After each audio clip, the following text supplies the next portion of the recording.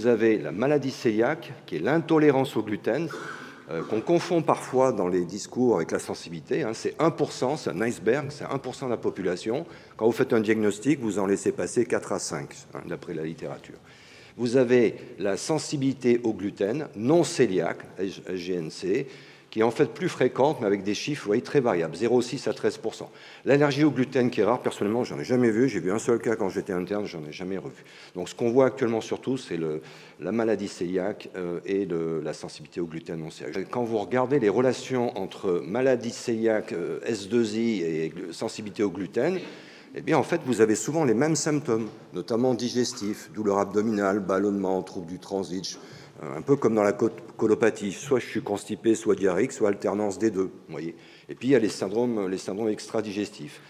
La question, c'est est-ce que si je suis sensible au gluten, je peux devenir maladie cœliaque? Actuellement, on n'a pas de réponse vraiment.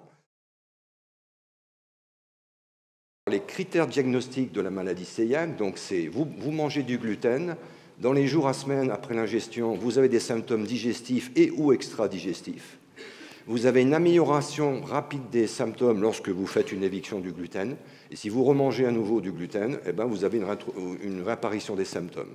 Il n'y a pas d'allergie au gluten, les IgE spécifiques sont négatifs, les tests cutanés sont négatifs. Vous avez des anticorps spécifiques qui sont les immunoglobulines A anti-transglutaminase. Plus dosage, n'oubliez pas, dosage des IgA. Souvent les laboratoires le font, mais il faut quand même le stipuler. Groupage HLA-DQ2, 95% de DQ2, 5% de DQ8, à faire quand le patient est déjà sous régime sans gluten. C'est-à-dire que quand vous avez des anticorps de maladie cœliaque positifs, ce n'est pas la peine de faire le groupage HLA-DQ2.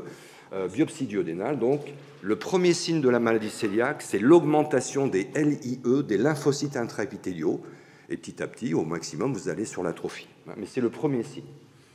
Alors, sous régime sans gluten, vous avez une négativation rapide des anticorps, mais qui peut mettre du temps parfois, a fortiori si le régime n'est pas bien suivi, et vous avez une régénération de la muqueuse qui peut prendre, en principe, on fait une fibroscopie de contrôle 1 an après le diagnostic.